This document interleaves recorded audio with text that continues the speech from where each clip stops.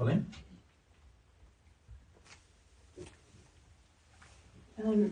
So if humility is like a doorway to truth, and truth is a doorway to love, divine love, So what it stops, if you're a sixth sphere, you stop because you don't have the desire to find and have a relationship with God.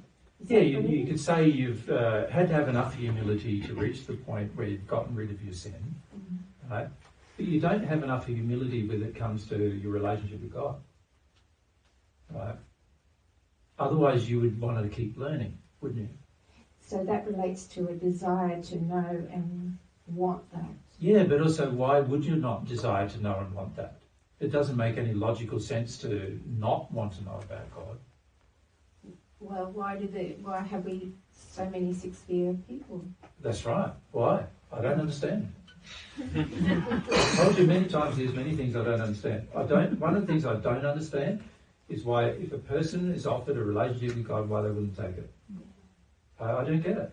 It doesn't make any sense to me. If you read my comments in the Paget messages, you will see it doesn't make any sense to me. I've said this many times there as well. I don't get it. I don't understand why people would not want the relationship if it was offered. You know, I can understand them not having it because it's not offered. Because you remember, it's a gift God's offering, and if God hasn't offered it, well, you can't get it then. So I understand under those circumstances why you would not have it. But when it is offered, why would you not want it? Right? It doesn't make any sense to me. It's completely illogical. Right? I understand though why a person may be illogical. There's all sorts of reasons why you might choose to be illogical, and many of them is because you don't honour love, you don't honour your senses, you don't honour your emotions, you don't honour your experience. There's all sorts of reasons why you choose to be illogical. But in terms of if something is offered and you know about it, why wouldn't you take it? Well, that's just strange. Yeah, because the six-sphere spirits are logical. No. Except for that. No, they're not logical. Well, they are human logical. Yeah. Which is not the same as God logical. Yeah. You know, this is the thing, you got to remember, human anything, human love, human logic, human truth, human satisfaction, all of it's a very big limitation compared to God satisfaction, God love, God logic. You understand that you can't even compare the two. The two are like comparing, it's like comparing an ant with a mountain. Yeah. You know what I mean? It's like one's even potentially transient, and the other one is permanent, established, infinite, like constant, never wavering. Human love. You look at human love. Like people say, oh, if we all loved, then there'd be, just human love. I mean, there'd be all the problems of the world would be solved. I don't think so. Because human love is fickle. One day somebody loves something and the next day they don't. Right? So God's love is not fickle. God's constant with her love, not fickle.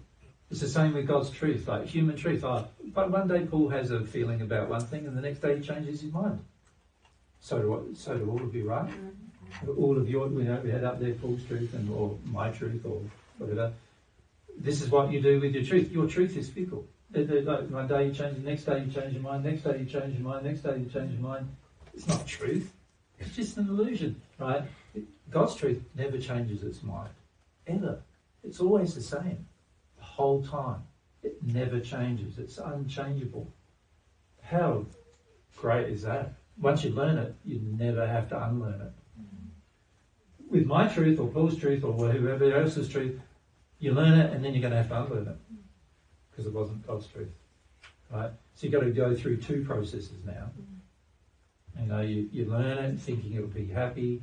You're not happy. You realise you're not happy. Then you've got to unlearn it, and that makes you unhappy too, because now there's nothing. Now you don't know anything at all, and you have to realise that, so that's unhappy too. And then you get to the stage where you're humble enough to have that cry and go through that emotionally, and then you realise, I know nothing at all. Where do I find the truth? And I still don't have a relationship with God, so I still don't know where to find the truth. So, it's so sad, right, that happens, because we could just be really honest with ourselves and go, whoever created us knows the truth.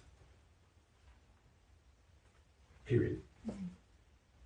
I know next to nothing. Period. Right?